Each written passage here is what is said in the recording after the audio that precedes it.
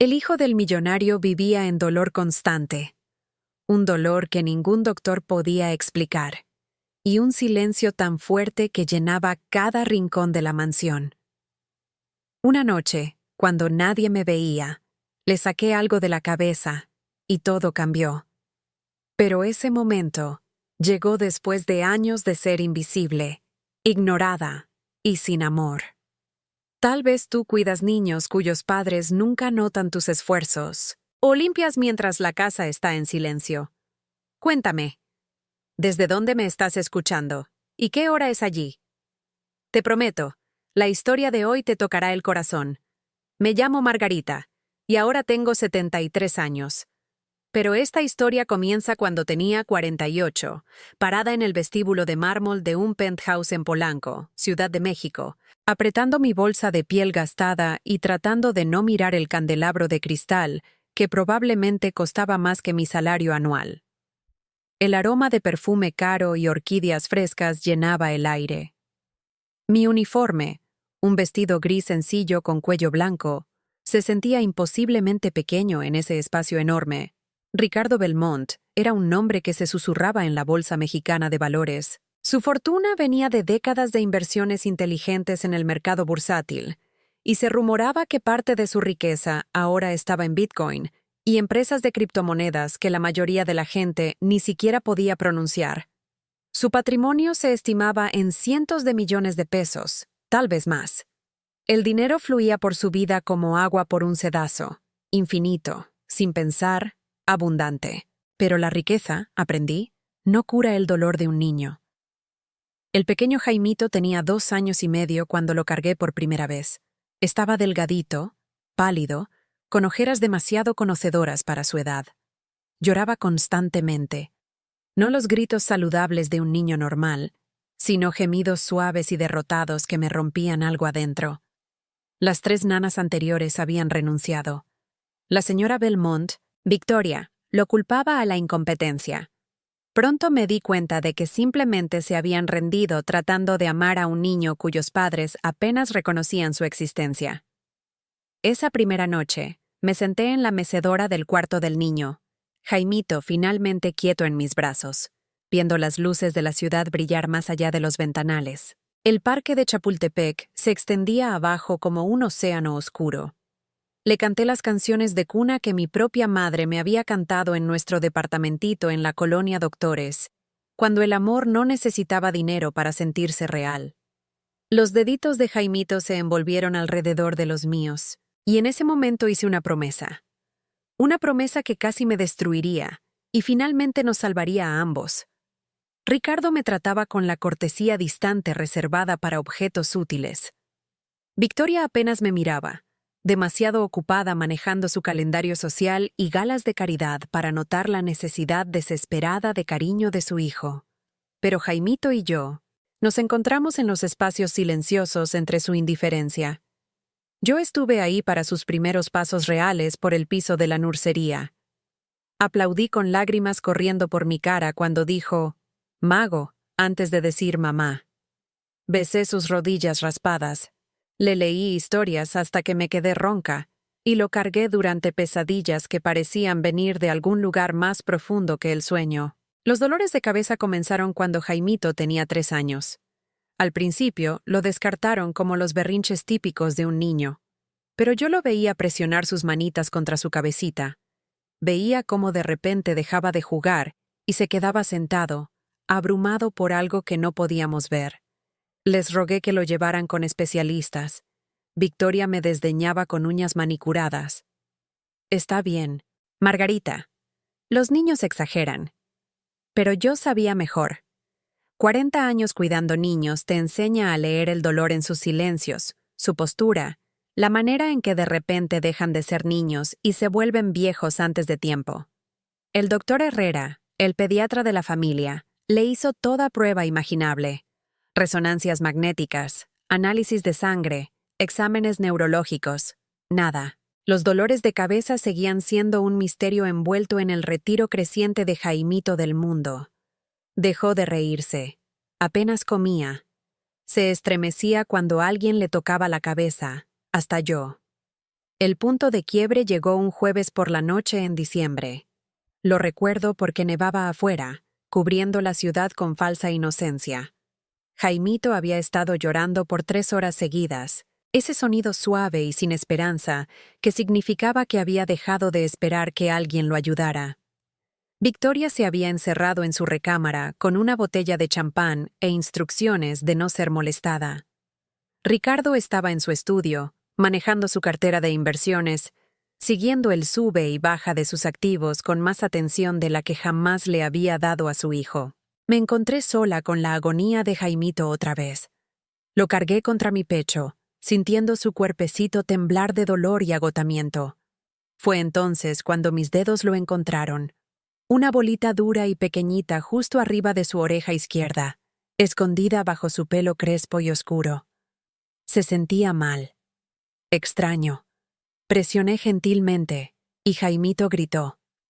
Había descubierto este mismo lugar meses antes, durante uno de nuestros momentos silenciosos juntos. Pero cuando se lo mencioné al doctor Herrera, lo descartó como un golpecito menor de jugar. Cuando se lo platiqué a Ricardo, me miró como si estuviera sobrepasando mis límites. Deja que los doctores manejen las preocupaciones médicas, Margarita. Pero esta noche, algo era diferente. La bolita era más grande, más pronunciada, y de repente, supe, con la certeza que solo viene de años de amar a alguien completamente, que esta era la fuente del sufrimiento de Jaimito. Lo cargué al baño, el único espacio en esa mansión donde me sentía segura para actuar sin permiso. Bajo las luces brillantes del tocador, ahora podía verlo claramente. Una mancha oscura bajo su piel, casi como una astilla, pero más profunda. ¿Cómo se les había escapado esto a todos? ¿Cómo habían pasado por alto algo tan obvio profesionales médicos entrenados? Con manos temblorosas, junté lo que necesitaba. Pinzas de mi costurero, alcohol, una linterna. Jaimito gimoteó mientras lo acomodé en mis piernas, pero no me peleó. Confiaba en mí de una manera que no confiaba en nadie más en esa casa fría y hermosa. «Shh, mi amor», le susurré, usando el cariñito que nunca me había atrevido a decir en voz alta antes. «La mago te va a ayudar a sentirte mejor». La extracción fue trabajo delicado, terrorífico. Lo que saqué debajo su piel sí era una astilla. Un pedazo largo y delgado de madera que se debe haber incrustado meses antes, tan profundo que se había infectado, causando presión e inflamación que ninguna cantidad de dinero podía diagnosticar. Medía casi 5 centímetros de largo, oscura de infección, un pedacito de basura que había estado torturando a mi niño por meses. El alivio de Jaimito fue inmediato y profundo. La tensión dejó su cuerpecito como aire de un globo pinchado. Por primera vez en meses, me vio y sonrió. Realmente sonrió, con toda su cara, con alegría que había olvidado que poseía. Esa noche durmió tranquilamente por 8 horas seguidas, y yo me senté junto a su cama, sosteniendo esa astilla en un pañuelo, prueba de lo que el amor ve que la medicina no ve. En la mañana, Ricardo nos encontró en la nursería. Jaimito estaba jugando con sus bloques, tarareando sin melodía, la imagen de un niño sano y feliz. Ricardo se quedó viendo como si presenciara un milagro. «¿Qué le hiciste?», me preguntó, y por primera vez desde que lo conocía, escuché algo como respeto en su voz. Le mostré la astilla. Le expliqué cómo la había encontrado, cómo había sabido que era la fuente del dolor de Jaimito. Ricardo sostuvo ese pedacito de madera en sus manos manicuradas, como si fuera evidencia de su propio fracaso como padre. «Dios mío», susurró, «todo este tiempo». Pero hasta los milagros, aprendí, no podían cerrar el abismo entre nuestros mundos. La reacción de Victoria fue rápida y viciosa. Me acusó de sobrepasar límites, de realizar procedimientos médicos sin entrenamiento o permiso. ¿Qué tal si había lastimado a Jaimito? ¿Qué tal si algo hubiera salido mal? Su enojo no era por el bienestar de Jaimito, era por una sirvienta que conocía a su hijo mejor que ella, cuidándolo de maneras que su riqueza no podía comprar. «Tú no eres su madre, Margarita», Me siseó una mañana, su compostura perfecta agrietándose lo suficiente para mostrar la fealdad debajo. No olvides tu lugar. Mi lugar. Como si el amor tuviera un lugar designado en su jerarquía de importancia. La campaña de susurros comenzó sutilmente. Sugerencias de que me estaba volviendo muy apegada, muy involucrada. Otras madres ricas de los eventos de caridad de Victoria comenzaron a hacer preguntas directas sobre la nana que se creía familia. Las semillas de duda se plantaron cuidadosamente, regadas con chismes y resentimiento de clase. Seguí cuidando a Jaimito, pero ahora sentía ojos viendo, juzgando, esperando a que cruzara alguna línea invisible que se seguía moviendo más lejos de la decencia humana. Jaimito prosperó bajo mi cuidado continuo. Sus dolores de cabeza se fueron. Su risa regresó. Comenzó a pedir libros, paseos al parque, todas las cosas normales que los niños sanos anhelan. Pero mi éxito se volvió mi crimen. La acusación vino una mañana lluviosa de abril. Alguien, Victoria afirmó que era una amiga preocupada, había sugerido que yo podía estar inapropiadamente apegada a Jaimito, que estaba socavando la autoridad de sus padres, que lo estaba alentando a preferirme sobre su propia familia. La última parte, al menos, era cierta. Pero no porque hubiera manipulado el amor de un niño. Era porque me lo había ganado a través de noches sin dormir, días pacientes, y el tipo de presencia que el dinero no puede comprar. Ricardo, atrapado entre los miedos sociales de su esposa y su respeto creciente hacia mí, escogió el camino de menor resistencia. Un jueves por la mañana, exactamente 4 meses después de haber curado la enfermedad misteriosa de su hijo, me pidió que empacara mis cosas. «No es personal, Margarita», me dijo, incapaz de verme a los ojos. «Victoria siente. Bueno, siente que es lo mejor». ¿Qué lleva una nana cuando ha pasado 6 años construyendo una vida alrededor del hijo de alguien más? Tenía un cuarto lleno de recuerdos, pero solo podía empacar lo que cupiera en 2 maletas pequeñas. Me llevé el dibujo que Jaimito había hecho de nosotros juntos en el zoológico. 2 figuras de palitos tomados de la mano bajo un sol sonriente. Me llevé el libro de canciones de cuna que le había cantado todas las noches.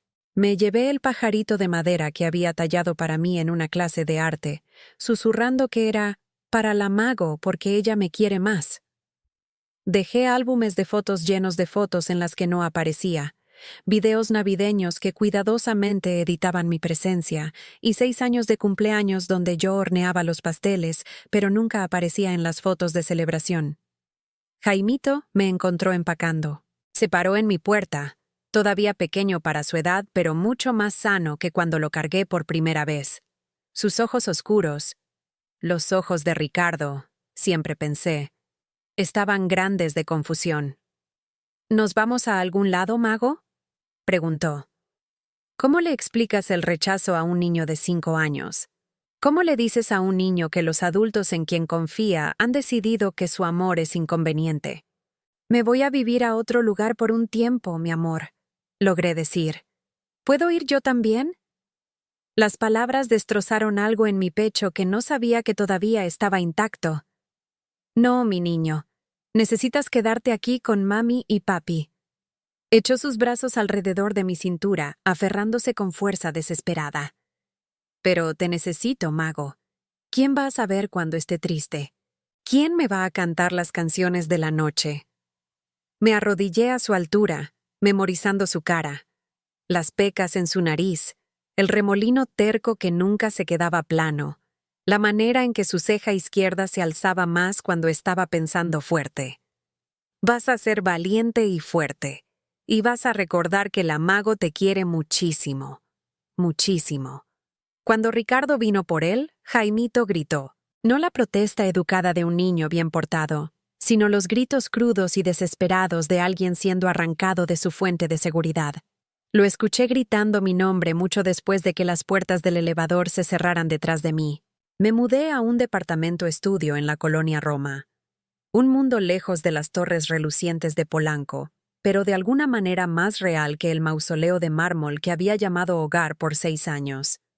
Mis nuevos vecinos eran gente trabajadora como yo, inmigrantes, madres solteras, gente mayor con ingresos fijos. Nadie preguntó por qué una mujer de casi 60 años estaba empezando de nuevo con 2 maletas y un corazón roto.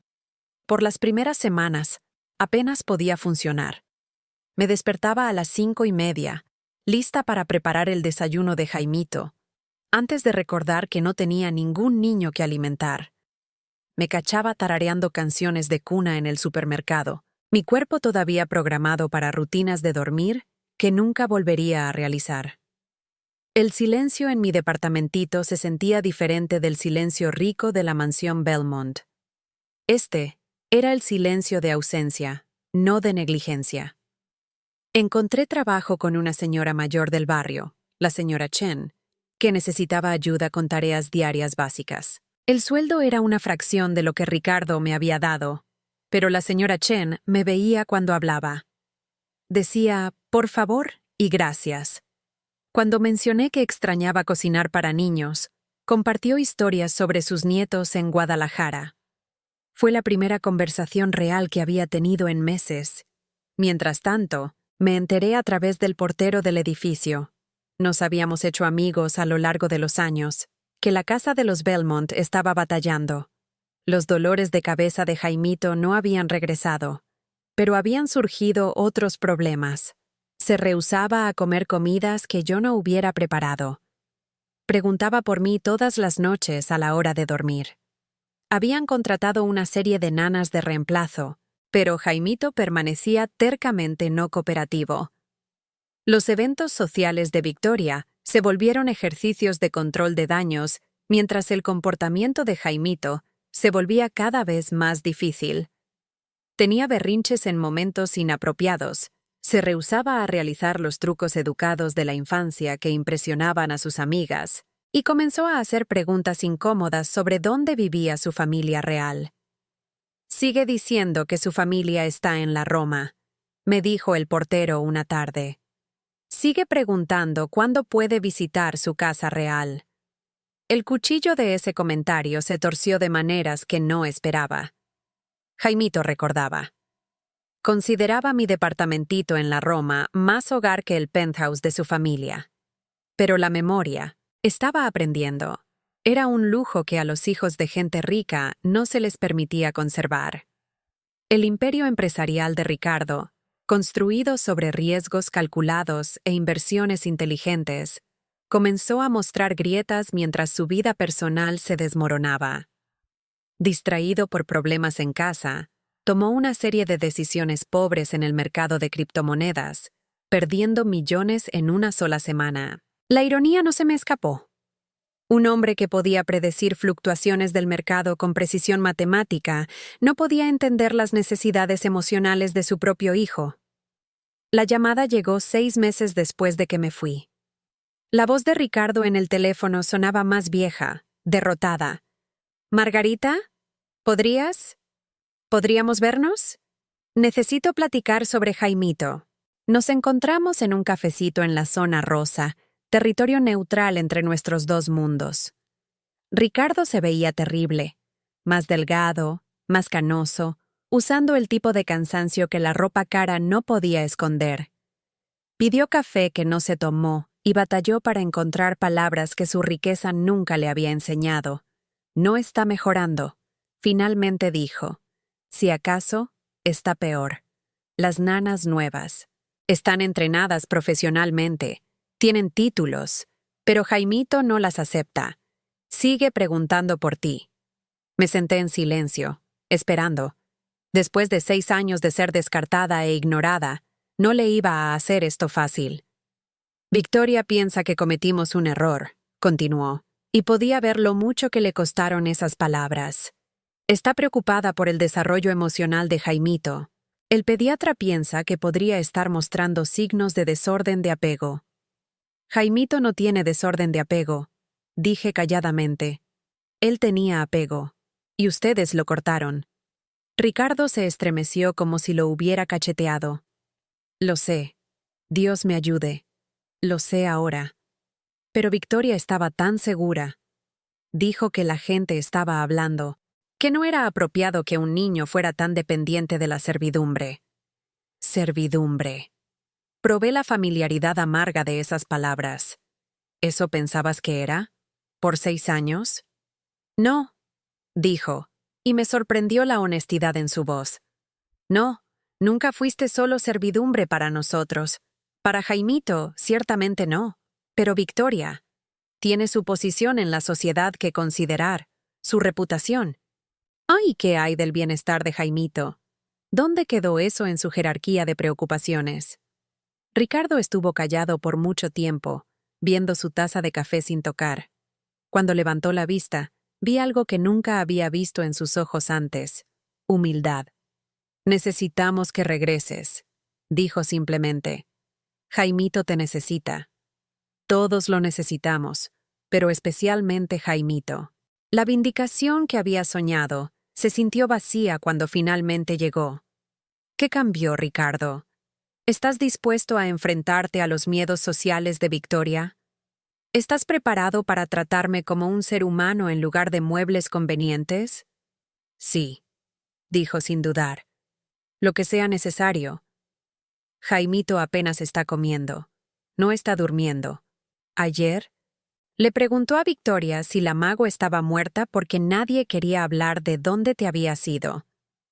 El pensamiento de Jaimito preguntándose si lo había abandonado, pensando que podía estar muerta, casi quebró mi resolución. Pero había aprendido algo importante en esos meses de exilio. Mi propio valor no se determinaba por su necesidad de mí. Lo voy a considerar, dije. Pero las cosas van a ser diferentes esta vez. No voy a ser invisible nunca más. No voy a ser excluida de decisiones familiares que afecten a Jaimito. Y no voy a ser despedida otra vez solo porque las amigas de Victoria susurren cosas que la hagan sentir incómoda. Ricardo asintió ansiosamente. Lo que sea, lo que quieras. Quiero ser tratada como lo que soy. La persona que más quiere a ese niño en el mundo. La persona que lo conoce mejor que nadie más. La persona que ha sido su madre real desde que tenía 2 años. Las palabras colgaron en el aire entre nosotros como una confesión que todos habíamos estado evitando por años. Tienes razón, susurró Ricardo. Has sido más madre para él que nadie más. Lamento que me haya tomado tanto tiempo admitir eso. Pero admitir la verdad no era suficiente para borrar 6 años de disminución sistemática. Mientras hablábamos, Ricardo delineó sus planes para hacer las paces. Un aumento sustancial, mejores habitaciones en la casa, reconocimiento formal de mi papel en la vida de Jaimito.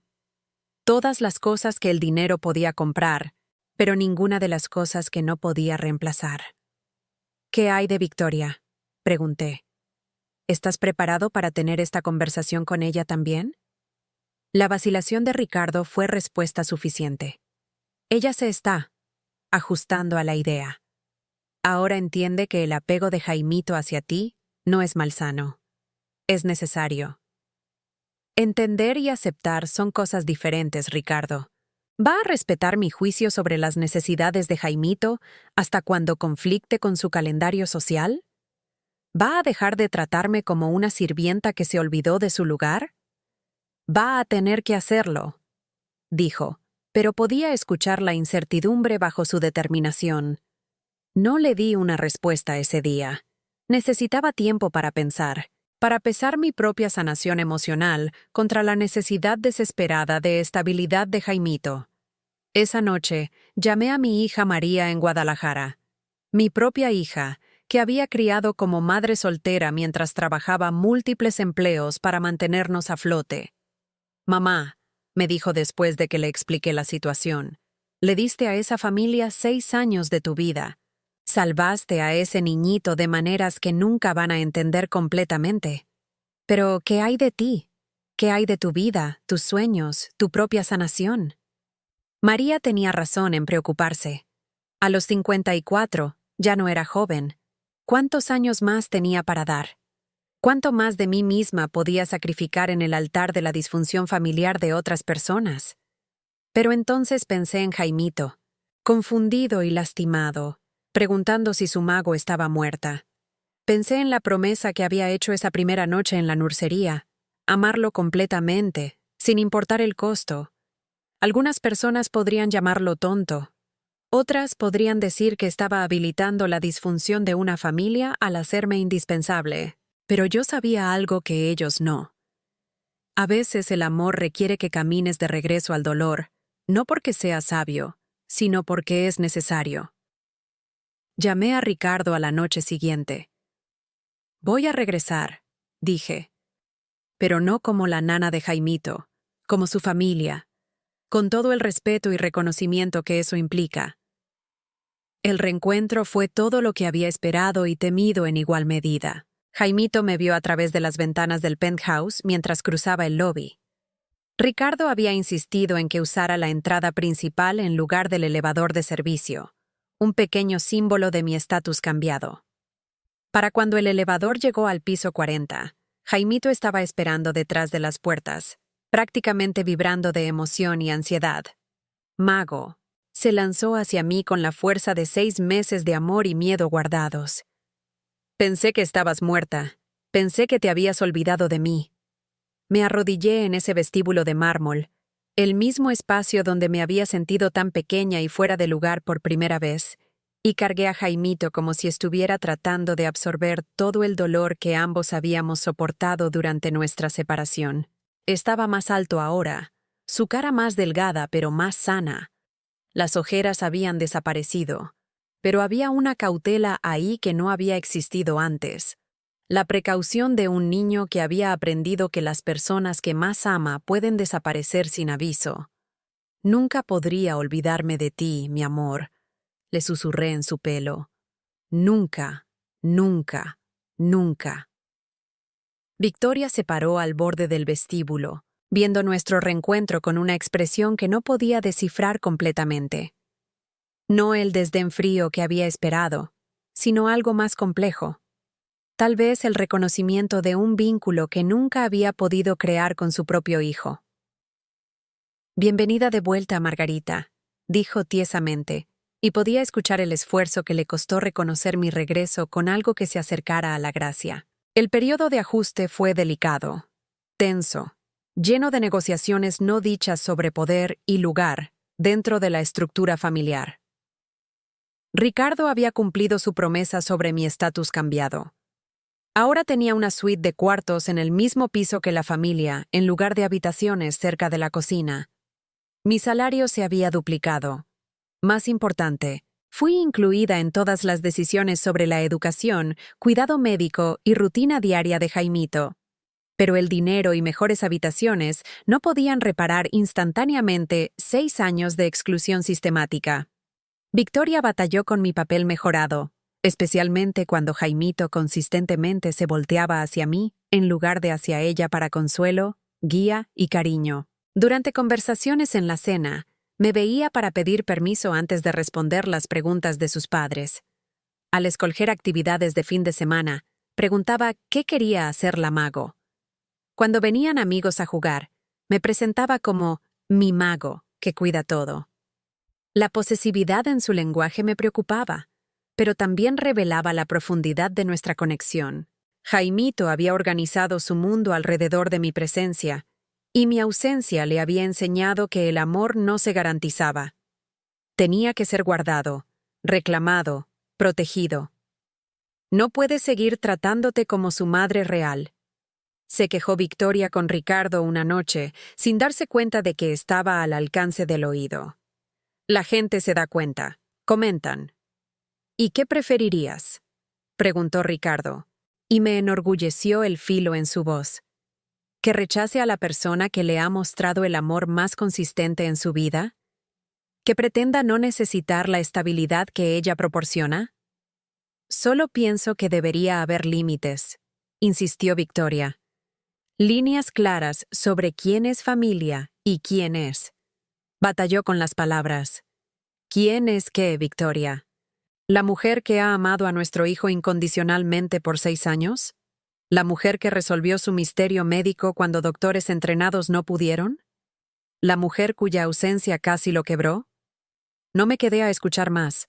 La conversación me dijo todo lo que necesitaba saber. Que a pesar de las promesas de Ricardo, a pesar de la aceptación superficial de Victoria, la tensión fundamental permanecía. Siempre sería la forastera que conocía a su hijo mejor que ellos, la sirvienta que había trascendido su papel designado a través del simple acto de amar completamente. Pero Jaimito estaba prosperando. Dentro de semanas de mi regreso, su apetito mejoró. Su sueño se volvió más pacífico. Más importante, su capacidad para la alegría regresó con fuerza total. Como si alguien hubiera restaurado color a un mundo que se había puesto gris durante nuestra separación. Regresamos a nuestras rutinas viejas, pero se sentían diferentes ahora. Más intencionales, más preciosas. Nuestras pláticas matutinas sobre el desayuno cargaban el peso de todo lo que casi habíamos perdido. Nuestros cuentos para dormir estaban infundidos con la gratitud de gente que había sobrevivido la separación y se había encontrado otra vez. Hasta nuestros momentos silenciosos tenían más significado, ambos agudamente conscientes de que el amor, hasta el amor más profundo, podía ser interrumpido por fuerzas más allá de nuestro control. La prueba real vino durante la temporada navideña, tradicionalmente el tiempo más desafiante para familias tratando de balancear emoción genuina con actuación social. Victoria estaba organizando su fiesta anual navideña, un evento reluciente donde la élite de la Ciudad de México se reunía para mostrar su riqueza y fortalecer sus redes sociales. En años anteriores, había sido invisible durante estos eventos, relegada a manejar el horario de Jaimito mientras los adultos celebraban. Este año sería diferente. Margarita se nos unirá para la cena, anunció Ricardo a Victoria mientras revisaba los arreglos de la fiesta. Como parte de la familia. La compostura cuidadosamente controlada de Victoria se agrietó levemente. Eso es. Inusual, Ricardo. La gente se va a preguntar. Que se pregunten, replicó. Jaimito la considera familia. Nosotros también deberíamos. La noche de la fiesta, me vestí cuidadosamente en un vestido azul marino que había comprado especialmente para la ocasión. Nada muy llamativo o que buscara atención, pero apropiado para el papel elevado que ahora ocupaba. Jaimito insistió en escoltarme al comedor, su manita metida orgullosamente en la mía. Todos. Esta es mi mago, anunció a los invitados reunidos con la franqueza inconsciente de la infancia. Ella es la persona más importante en mi familia. El silencio que siguió estuvo eléctrico de incomodidad social. La gente rica no está acostumbrada a que sus jerarquías sean desafiadas por niños de 6 años diciendo verdades incómodas, pero la declaración de Jaimito forzó a todos a reconocer lo que todos habían escogido ignorar, que la familia no siempre se define por sangre o documentos legales. La señora Herrera, la amiga más cercana de Victoria y la chismosa más grande, se inclinó hacia adelante con curiosidad depredadora. Qué maravilloso que Jaimito esté tan apegado a su cuidadora. Dime, Margarita, ¿cuánto tiempo has estado con la familia? La palabra cuidadora fue escogida deliberadamente, diseñada para recordarles a todos mi lugar designado en su orden social. Pero había aprendido algo importante durante mis meses de exilio, que mi valor no se determinaba por su reconocimiento del mismo. He estado amando a Jaimito por 6 años, respondí calmadamente. Desde que tenía 2 años y necesitaba desesperadamente a alguien que lo viera como más que un problema que manejar. La franqueza de mi respuesta cambió algo en la energía del cuarto. Varios invitados se veían incómodos, tal vez reconociendo sus propias dinámicas familiares en mi crítica sutil. Ricardo alzó su copa de vino. Si en apoyo o para romper la tensión, no podía saber. Por toda la gente que ama a nuestros hijos, dijo, sus ojos encontrando los míos a través de la mesa. Ya sea que estén relacionados por sangre o escogidos por el corazón. Jaimito brilló, entendiendo instintivamente que sus padres finalmente estaban reconociendo lo que él siempre había sabido, que el amor crea familia, no al revés. La noche continuó con conversaciones típicas de gente rica, fluctuaciones del mercado de valores inversiones de bienes raíces, conexiones políticas que se podían aprovechar para ventajas empresariales. Pero bajo la plática superficial, podía sentir el cambio en dinámicas. Ya no era la sirvienta invisible, pero tampoco era del todo igual. Ocupaba una nueva categoría que nadie sabía cómo navegar. La servidumbre que se había vuelto indispensable. La forastera que había ganado estatus de insider a través del simple acto de amar a un niño completamente. Más tarde esa noche, después de que los invitados se habían ido y Jaimito estaba dormido, Victoria me abordó en la cocina donde estaba preparando su lunch para la escuela del día siguiente. Eso fue difícil para mí esta noche, dijo, posicionándose incómodamente en uno de los bancos del desayuno. Tenerte en la mesa del comedor, quiero decir. Seguí cortando el sándwich de Jaimito en triángulos como le gustaban y esperé a que continuara. No es que no aprecie todo lo que has hecho por Jaimito, dijo cuidadosamente. Es que no entiendo mi lugar en su vida ya. Corre hacia ti cuando está lastimado. Pide tu opinión antes que la mía. Te confía secretos que no comparte conmigo. Por primera vez desde que la conocía, Victoria sonaba vulnerable en lugar de imperiosa. Él te quiere, dije gentilmente, porque era cierto a pesar de todo. Pero amor y confianza son cosas diferentes. La confianza se tiene que ganar a través de consistencia, presencia, confiabilidad. Has estado ocupada con otras cosas. Lo sé, susurró, y podía escuchar lágrimas en su voz. Sé que no he estado. He priorizado las cosas equivocadas. Los intereses empresariales de Ricardo, mis obligaciones sociales, todo excepto lo más importante. Paré de preparar el lunch de Jaimito y la vi, realmente la vi, tal vez por primera vez desde que la conocía. Bajo el maquillaje perfecto y la ropa de diseñador, vi a una mujer que se había perdido la infancia de su propio hijo mientras perseguía logros que se sentían importantes pero finalmente no lo eran. No es demasiado tarde, dije. Jaimito tiene 6 años. Todavía quiere el amor y atención de su madre, pero tiene que ser amor real, no amor de actuación, no amor que se pone a un lado cuando algo más socialmente importante surge. Victoria asintió, limpiándose los ojos cuidadosamente para evitar correrse el rímel. ¿Me vas a ayudar? ¿Me vas a enseñar cómo ser lo que él necesita? La petición me sorprendió. Había esperado resistencia continua, agresión pasiva, guerra social diseñada para restablecer la jerarquía que había sido interrumpida por mi regreso. En su lugar, encontré a una mujer finalmente lista para admitir que el bienestar emocional de su hijo era más importante que su posición social. Por supuesto, dije, pero significa poner a Jaimito primero, realmente primero. No primero entre tus obligaciones sociales, sino primero en tu vida. Desde esa noche en adelante, nuestra extraña pequeña familia comenzó a funcionar diferente. Victoria comenzó a juntarse con Jaimito y conmigo para nuestros desayunos matutinos, inicialmente incómoda, pero gradualmente más natural. Comenzó a leer cuentos para dormir, no los libros educativos que pensaba que debería disfrutar, sino las historias bobas y repetitivas que realmente lo hacían reír. Más importante, comenzó a escuchar las palabras reales de Jaimito en lugar de oír lo que pensaba que un niño bien educado debería decir. La transformación no fue milagrosa o completa. Victoria todavía batalló con poner las necesidades de Jaimito antes que su calendario social. Todavía se sentía competitiva conmigo a veces, incómoda con la profundidad del apego de Jaimito hacia alguien que no era su madre biológica. Pero se estaba esforzando, genuinamente esforzando, para convertirse en la madre que Jaimito merecía.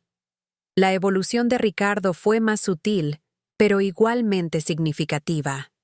Comenzó a pasar menos tiempo manejando su cartera de inversiones y más tiempo manejando sus relaciones familiares. Programó actividades regulares de padre e hijo con Jaimito, no experiencias educativas diseñadas para desarrollar habilidades útiles, sino aventuras puramente divertidas que crearan memorias positivas.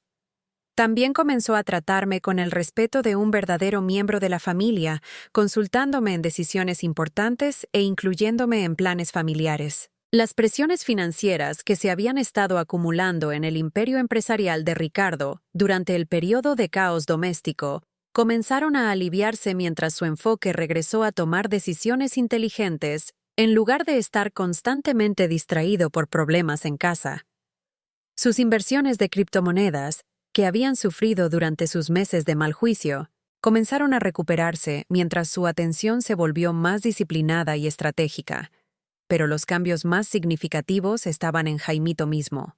Con su familia finalmente estable y su lugar en ella seguro, comenzó a florecer de maneras que iban más allá de la felicidad básica. Su confianza creció. Su curiosidad se expandió. Comenzó a hacer amigos en la escuela más fácilmente, ya no aferrándose desesperadamente a cada relación como si pudiera desaparecer sin aviso. Una noche, como 8 meses después de mi regreso, Jaimito me hizo una pregunta que reveló cuánto había estado pensando sobre nuestra estructura familiar complicada. Mago, ¿por qué no tienes un niñito propio? Había estado temiendo esta pregunta, sabiendo que vendría eventualmente mientras se volvía más consciente de cómo típicamente funcionaban las familias. Sí tuve un bebé una vez, le dije cuidadosamente, pero se fue al cielo antes de nacer y nunca lo pude conocer. Jaimito estuvo callado por un largo momento, procesando esta información con la seriedad que los niños traen a revelaciones importantes. ¿Entonces me quieres como si fuera tu niñito?, preguntó. Te quiero como si fueras la persona más preciosa en el mundo para mí, dije. Que lo eres. Pero yo no soy realmente tu niñito. Soy el niñito de mami y papi que puede pedir prestado tu amor. La sofisticación de su entendimiento me rompió el corazón y lo sanó simultáneamente. A los 6 años, Jaimito había captado la naturaleza compleja de nuestra relación, de maneras que a los adultos les había tomado años reconocer. Así es, mi amor. Pero pedir prestado amor no lo hace menos real, solo lo hace más especial, porque nos escogimos el uno al otro. ¿Cómo cuando escogiste sacarme esa astilla de la cabeza cuando nadie más la podía encontrar? Exactamente así. A veces las personas que más nos quieren pueden ver cosas que otras personas no ven, hasta doctores y padres. Jaimito se acurrucó más cerca de mí en el sillón donde habíamos estado leyendo. Me da gusto que pudieras ver mi dolor. Me da gusto que me lo quitaras. A mí también, mi niño. A mí también. Mientras Jaimito creció, 7, luego 8, luego 9. Nuestra relación evolucionó, pero se mantuvo central para su sentido de seguridad e identidad. Comenzó a entender más claramente las complejidades sociales de nuestra situación, la manera en que otras personas a veces se veían confundidas cuando me presentaba como familia, pero su confianza en nuestra conexión nunca vaciló. Cuando tenía 10, Jaimito experimentó su primera crisis real de amistad. Una pelea con su mejor amigo sobre una disputa trivial del patio que se sentía devastadora en el momento. Llegó a casa devastado, convencido de que había perdido algo irreemplazable a través de su propio fracaso de ser un buen amigo. Victoria trató de consolarlo con explicaciones lógicas sobre cómo las amistades de la infancia naturalmente cambian y evolucionan. Ricardo ofreció consejos prácticos sobre resolución de conflictos y habilidades de comunicación. Ambas respuestas tenían buenas intenciones, pero se perdieron el núcleo emocional del dolor de Jaimito. Lo encontré más tarde en su cuarto, cara enterrada en su almohada, hombros temblando con el tipo de dolor que solo viene con tu primera experiencia de pérdida de amistad. Cuéntame de eso, mi amor, dije, sentándome en la orilla de su cama y sobándole la espalda en el mismo patrón circular que había usado para consolarlo cuando era pequeñito. A través de lágrimas y palabras entrecortadas, me explicó no solo lo que había pasado con su amigo, sino su miedo más profundo, que no era bueno amando gente, que todos los que le importaban eventualmente se cansarían de él y se irían. ¿Qué tal si estoy roto, mago? ¿Qué tal si hay algo mal conmigo que hace que la gente no se quiera quedar? La pregunta reveló que tan profundamente mi propia partida temporal años antes lo había afectado, creando una ansiedad central sobre su valor como objeto de amor consistente. Ay, mi amor. Lo junté en mis brazos, este niño que era muy grande para tal consuelo, pero todavía suficientemente joven para necesitarlo desesperadamente. No estás roto. No eres difícil de querer. Eres la persona más fácil del mundo para querer. Pero la gente se va, susurró contra mi hombro. Hasta tú te fuiste una vez. Me fui porque los adultos cometieron un error sobre qué era mejor para todos. No me fui porque fueras difícil de querer o porque dejé de preocuparme por ti. Me fui porque otras personas tenían miedo de cuánto te quería. ¿Tú también tenías miedo? Aterrorizada, admití. Pero no de quererte. Tenía miedo de perderte, que es diferente. Hablamos por más de 1 hora esa noche, sobre amistad, sobre amor, sobre las maneras en que la gente se puede lastimar aun cuando se quieren profundamente. Compartí historias de mi propia infancia, momentos cuando me había sentido rechazada o malentendida, ayudándolo a ver que su dolor era parte de la experiencia humana universal, en lugar de evidencia de su propia inadecuación. Para cuando se durmió, Jaimito había procesado no solo su crisis inmediata de amistad, sino algunos de los miedos más profundos de abandono que habían estado moldeando su acercamiento a las relaciones. Al día siguiente, llamó a su amigo y se disculpó por su parte en su desacuerdo.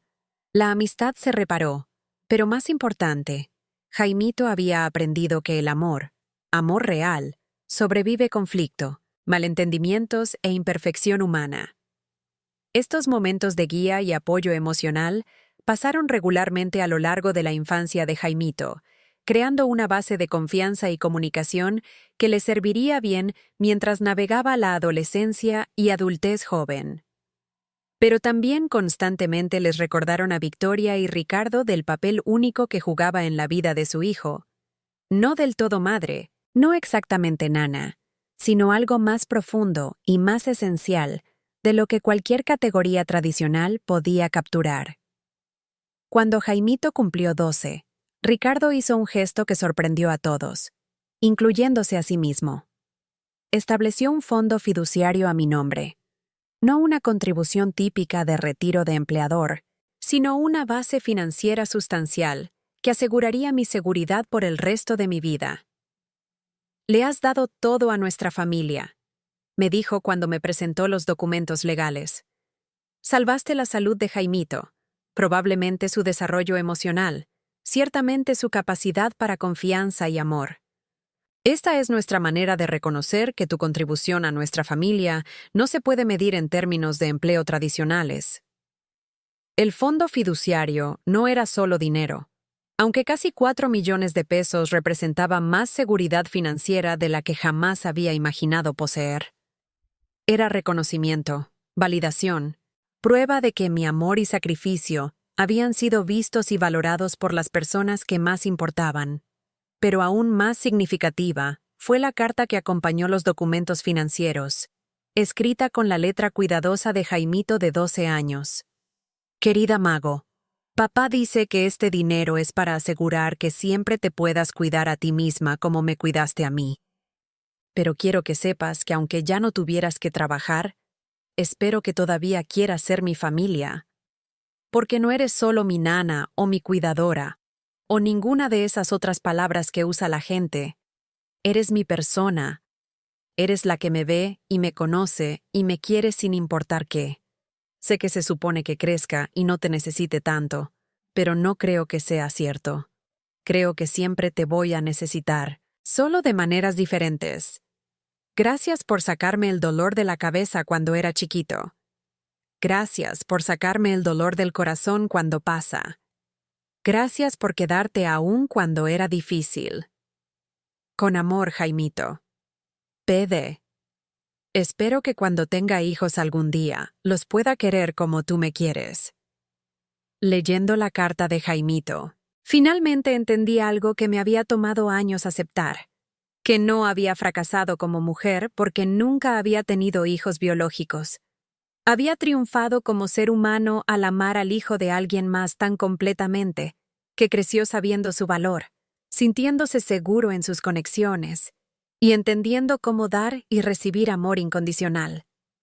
Esa noche, llamé a mi hija María en Guadalajara y le leí la carta de Jaimito por teléfono. «Mamá», me dijo entre lágrimas, «sí criaste a un niño. Lo criaste hermosamente. Y al hacer eso, también ayudaste a sanar algo en ti». Tenía razón. Al amar a Jaimito, había descubierto que la maternidad no siempre se trata de biología. A veces se trata de escoger ver la necesidad de un niño y decidir satisfacerla, sin importar las expectativas sociales o el costo personal. A veces se trata de sacar astillas de debajo de la superficie cuando todos los demás están tratando síntomas en lugar de causas. Mientras Jaimito se movió por sus años adolescentes, nuestra relación continuó evolucionando. Comenzó a entender más completamente los sacrificios que había hecho, los desafíos sociales que había enfrentado, la complejidad de amar al hijo de alguien más en un mundo que no tenía categorías claras para tales relaciones. En su cumpleaños 16, me dio un regalo que trajo todo de vuelta al círculo completo. Una escultura pequeña de madera que había tallado él mismo, representando dos figuras sentadas juntas leyendo un libro. La figura más grande tenía su brazo alrededor de la más pequeña, y ambas caras mostraban expresiones de completo contentamiento. «Somos nosotros», explicó innecesariamente. «De todas esas noches cuando me leías, cuando tenía miedo o estaba triste, o solo necesitaba saber que alguien me quería. La escultura está en mi tocador ahora, 20 años después. Jaimito está casado, tiene sus propios hijos y trabaja como enfermero pediátrico. Una elección de carrera que dice, fue inspirada por verme cuidar a otros con paciencia y precisión. Sus propios hijos me llaman Abuela Mago, un título que nunca esperé ganar, pero que tesoro más que cualquier reconocimiento formal. Victoria y yo eventualmente nos volvimos amigas genuinas, unidas por nuestro amor compartido hacia Jaimito y su gratitud por todo lo que le había dado a su familia durante su periodo más oscuro. Ricardo vivió para ver nacer a sus nietos, y antes de morir, me dijo que contratarme fue la mejor decisión empresarial que jamás había tomado, porque había invertido en la riqueza emocional de su familia, cuando él solo se había enfocado en acumulaciones financieras. Pero la medida real del éxito no está en el fondo fiduciario, o los premios o reconocimiento que he recibido a lo largo de los años. Está en el hecho de que Jaimito creció seguro en el amor, confiado en su valor, y capaz de crear relaciones sanas y duraderas. Está en la manera que está criando a sus propios hijos con la misma combinación de expectativas altas y aceptación incondicional que traté de darle. A veces la gente me pregunta si tengo arrepentimientos sobre el camino que tomó mi vida, sobre derramar tanto de mí misma en la familia de alguien más en lugar de enfocarme en mis propias necesidades y sueños. La respuesta honesta es complicada. Me arrepiento de los años de ser tratada como invisible, desechable, menos que humana. Me arrepiento del aislamiento social y el cuestionamiento constante de mi propio valor. Me arrepiento de perder oportunidades para mi propia felicidad mientras estaba enfocada enteramente en la de todos los demás. Pero no me arrepiento de amar a Jaimito. No me arrepiento de sacarle esa astilla de la cabeza cuando todos los demás se habían rendido buscando causas. No me arrepiento de las noches sin dormir, los días pacientes, los miles de pequeños actos de cuidado que ayudaron a moldearlo en el hombre en que se convirtió. El amor nunca es desperdiciado, aun cuando no se regresa en medida igual. El amor cambia tanto al que da como al que recibe, de maneras que se extienden hacia adelante a través de generaciones. El amor que le di a Jaimito lo ayudó a convertirse en alguien capaz de dar esa misma calidad de amor a sus propios hijos, y sus hijos llevarán ese legado hacia adelante a un futuro que nunca veré, pero ayudé a crear. Hoy, tengo 83 años y vivo en un departamento cómodo cerca de la familia de Jaimito. Veo a sus hijos regularmente, ayudo con tarea y cuentos para dormir y todos los pequeños actos diarios que conforman una vida de servicio amoroso. Pero ahora, también tengo tiempo para mis propios intereses. Pintura, lectura, trabajo voluntario en el centro comunitario, manteniendo amistades con personas que me ven como una persona completa en lugar de solo una cuidadora. El balance finalmente se siente bien. Aprendí a amar sin perderme, a dar sin ser agotada, a servir sin ser disminuida. Pero hay más en esta historia que solo mi relación con Jaimito. En los años desde su infancia, lo he visto navegar sus propios desafíos con relaciones, carrera, paternidad, todas las luchas universales que definen la vida adulta. Y en cada crisis, cada momento de incertidumbre, he visto cómo la base que construimos juntos continúa sirviéndole. Cuando Jaimito tenía 25 y pasaba por una ruptura difícil con su novia universitaria, Sara, vino a mi departamento y lloró en mi sillón exactamente como había hecho cuando era niño. Pero ahora, en lugar de necesitarme para resolver sus problemas, me necesitaba para atestiguar su dolor y recordarle de su propia fuerza. Pensé que ella era la indicada, Mago, me dijo. Su voz espesa con el dolor particular que viene de tener tus planes futuros borrados de repente. Pensé que nos casaríamos, tendríamos hijos, envejeceríamos juntos. ¿Cómo lo entendí tan mal? Le hice té, la misma mezcla de manzanilla que le había dado para dolores de estómago de la infancia, y me senté a su lado, ofreciendo el tipo de presencia que siempre había sido mi regalo más grande. El amor no siempre está destinado a durar para siempre, le dije gentilmente. A veces el propósito del amor es enseñarnos algo importante sobre nosotros mismos, o prepararnos para el amor que sí durará. No lo entendiste mal. Amaste completamente, lo cual nunca está mal, aun cuando no termina como esperabas. Pero ¿cómo confío en mi juicio otra vez? ¿Cómo abro mi corazón cuando probablemente solo se va a romper otra vez? Estas eran las preguntas que una vez me había hecho después de perder al bebé que nunca pude cargar, después de años de amar a los hijos de otras personas que me los podían quitar sin aviso. Eran las preguntas eternas de cualquiera que había arriesgado todo por amor y había perdido. Confías porque cerrar tu corazón es peor que tenerlo roto, le dije. ¿Sabes esto? ¿Has vivido esto? ¿Recuerdas cuando tus padres me hicieron irme cuando tenías 5? Podrías haber decidido entonces que el amor no era seguro, que preocuparse por la gente era muy arriesgado. Pero no lo hiciste. Seguiste amando. Seguiste confiando, seguiste creyendo que la conexión valía el riesgo. Esa sabiduría no vino de evitar el dolor, vino de sobrevivirlo.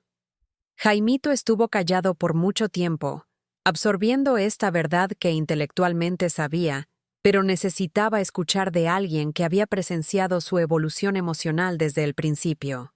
¿Qué tal si nunca encuentro a alguien que me quiera como tú me quieres?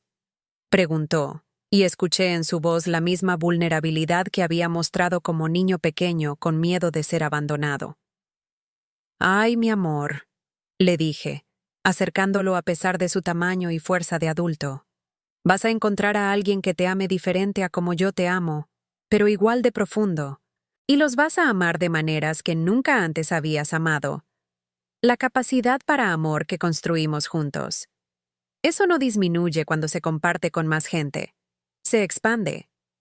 6 meses después, Jaimito conoció a Elena, una fisioterapeuta pediátrica que compartía su pasión por ayudar a los niños a sanar. Supe que era diferente de sus novias anteriores en el momento que la trajo a mi departamento. No buscó mi aprobación de ella. Simplemente quería que la conociera, que viera qué tan feliz lo hacía, que presenciara este nuevo capítulo de su vida emocional. Elena me trató con la calidez y respeto inmediatos que indicaban que Jaimito la había preparado bien para nuestra relación.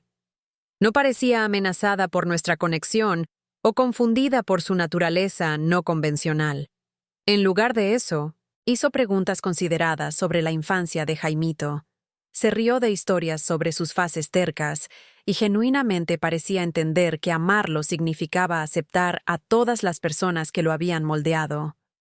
Jaimito habla de ti constantemente, me dijo durante su segunda visita. Dice que le enseñaste cómo reconocer amor real, mostrándole cómo se sentía ser completamente aceptado por quien era. Él me enseñó igual de mucho. Respondí honestamente. Tal vez más.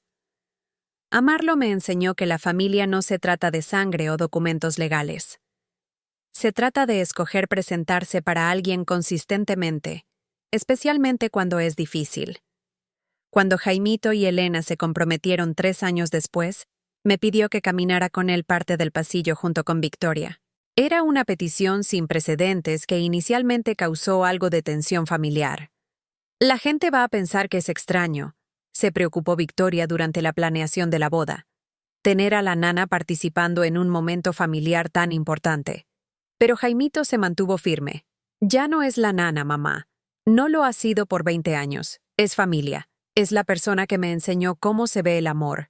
¿Qué significa el compromiso? ¿Cómo se siente ser valorado completamente? Si no puedes entender por qué necesitas ser parte del día más importante de mi vida, entonces no has estado poniendo atención a quién soy. La ceremonia de la boda fue hermosa, pero lo que más me conmovió fue el voto de Jaimito a Elena. Te prometo amarte de la manera que me enseñaron a amar. Completamente, consistentemente, sin condiciones o reservas.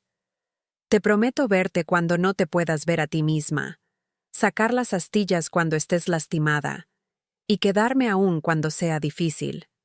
Porque eso es lo que hace el amor real. Lloré abiertamente mientras decía esas palabras, escuchando en ellas el eco de todo lo que habíamos construido juntos. Todas las conversaciones nocturnas y explicaciones pacientes y momentos silenciosos que habían moldeado su entendimiento de lo que realmente significa el compromiso. Después de la ceremonia, Elena me abrazó fuerte. Gracias, me susurró. Gracias por criar al hombre de quien me enamoré. Los hijos de Jaimito, Sara, nacida 2 años después de la boda, seguida por los gemelos Miguel y Emma 3 años después. Me llaman Abuela Mago. Conocen la historia de cómo ayudé a su papá cuando era pequeño y estaba enfermo.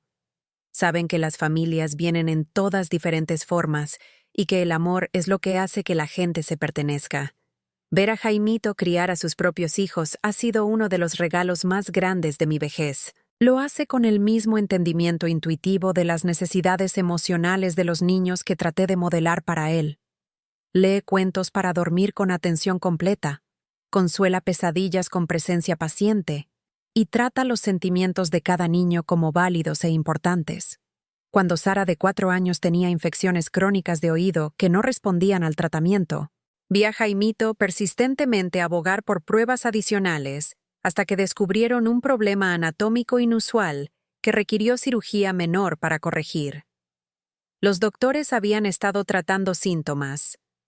Jaimito insistió en encontrar la causa.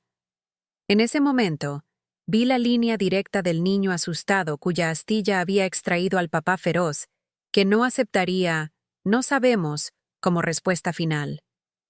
Me enseñaste a seguir buscando cuando algo no se siente bien, me dijo después. Me enseñaste que amar a alguien significa confiar en tus instintos, aun cuando expertos te digan que estás mal. Los gemelos, Miguel y Emma, ahora tienen 5 años y tienen personalidades y necesidades completamente diferentes. Miguel es sensible, artístico, prono a ser abrumado por ruido y caos. Emma es audaz, física, siempre lista para la siguiente aventura. Jaimito es padre de cada uno de acuerdo a sus naturalezas individuales, nunca tratando de forzarlos a moldes idénticos. ¿Recuerdas cómo me solías decir que cada niño es como un idioma diferente? Me dijo durante una de nuestras cenas regulares de domingo. Tienes que aprender cómo se comunica cada uno y qué necesitan para sentirse seguros. Uso eso con mis hijos todos los días. Pero tal vez la validación más profunda de todo lo que construimos juntos vino durante una crisis familiar hace 2 años. A Elena le diagnosticaron cáncer de mama durante un examen de rutina. El diagnóstico se detectó temprano, el pronóstico era bueno, pero el tratamiento sería agresivo: quimioterapia, radiación, posible cirugía. Jaimito podría haberse derrumbado bajo el peso de potencialmente perder a la persona que más amaba. En lugar de eso, se volvió la roca que su familia necesitaba, coordinando cuidado médico, manejando logística del hogar, apoyando a Elena durante sus peores días y ayudando a los niños a entender qué estaba pasando sin asustarlos innecesariamente. ¿Cómo te mantienes tan fuerte?, le preguntó Elena una noche cuando yo estaba visitando durante su tratamiento.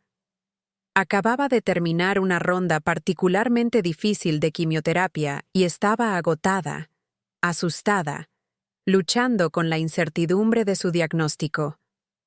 Aprendí temprano que el amor no se trata solo de los tiempos fáciles, respondió Jaimito, gentilmente cepillando su cabello, lo poquito que quedaba después del tratamiento. Aprendí que el amor real se presenta más cuando alguien no se puede cuidar a sí mismo. Vi al amago hacer esto por mí todos los días por años. Me amó cuando estaba enfermo y asustado y difícil. Se quedó cuando otras personas podrían haberse rendido. Ahora es mi turno de ser esa persona para ti. Elena se recuperó completamente. El cáncer se fue. Pero ver a Jaimito navegar esa crisis me enseñó algo importante sobre los efectos a largo plazo del amor de la infancia. El niño que había sido consistentemente nutrido a través de su propio misterio médico había crecido para convertirse en un hombre capaz de proporcionar esa misma calidad de cuidado a otros cuando más lo necesitaban. Mientras escribo esto, tengo 87 años. Mi salud es buena. Mi mente está clara.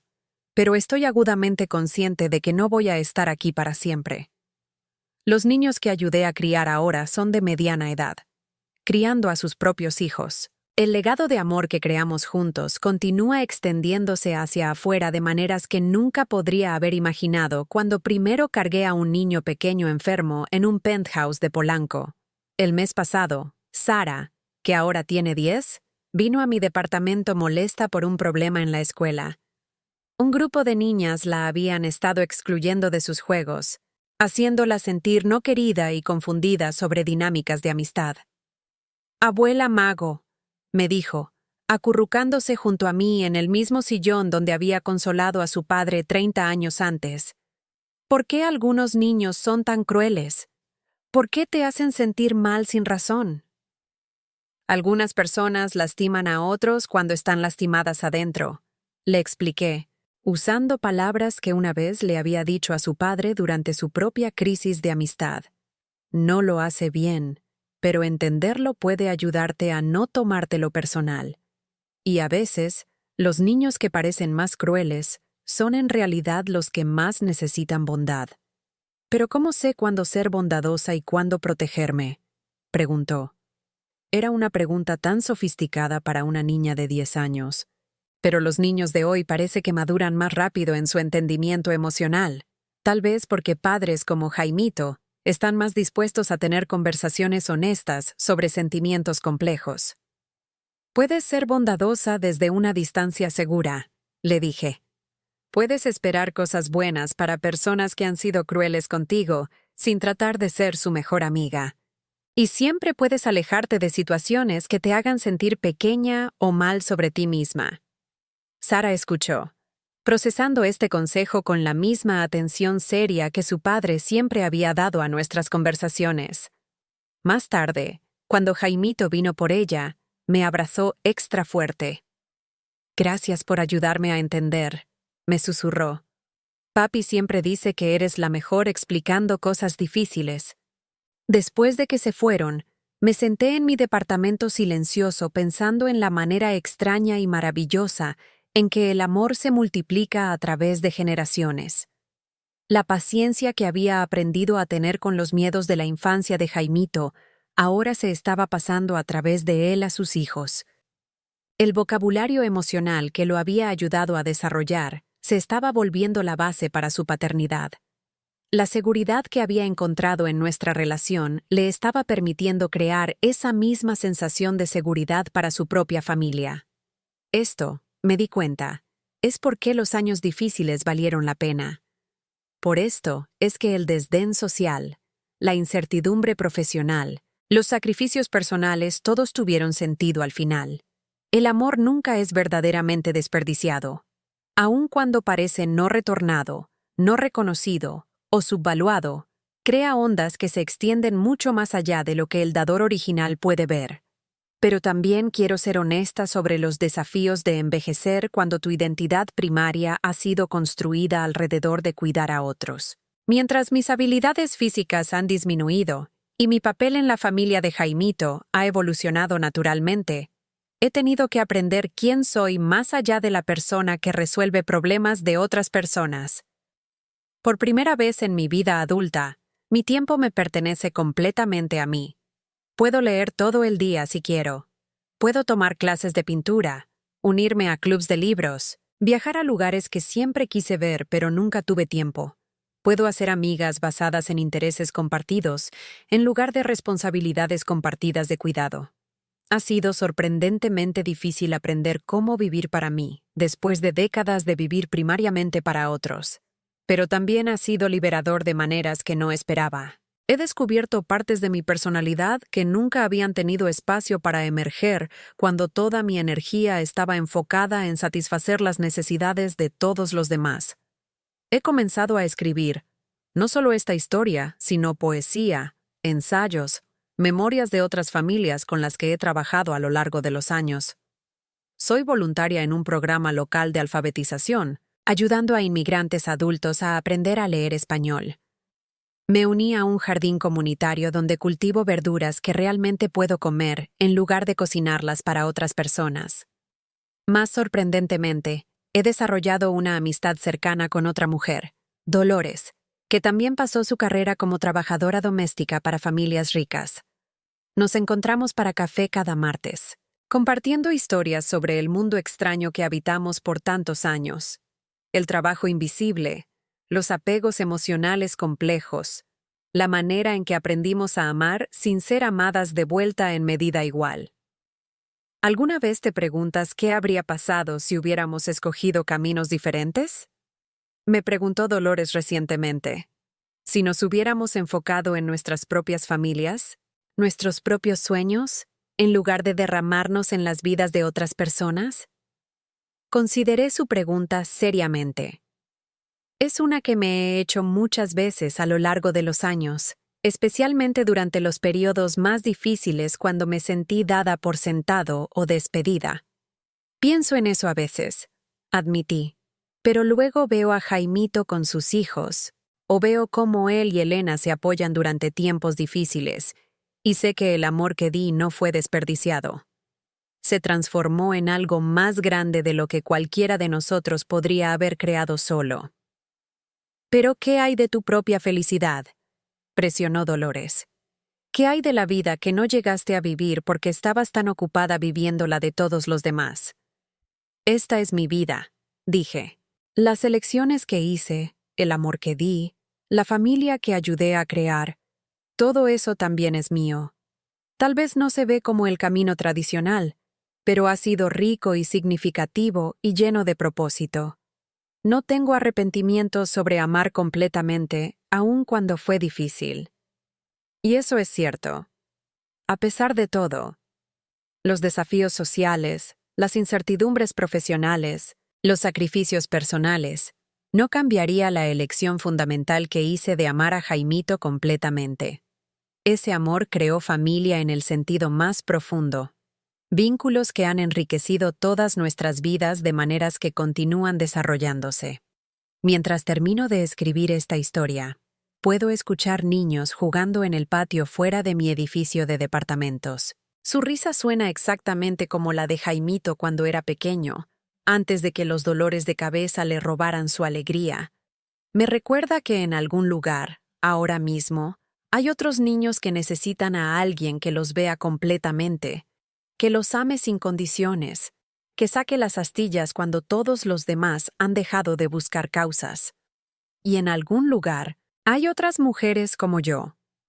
Mujeres cuyos propios sueños de maternidad fueron interrumpidos por circunstancias más allá de su control.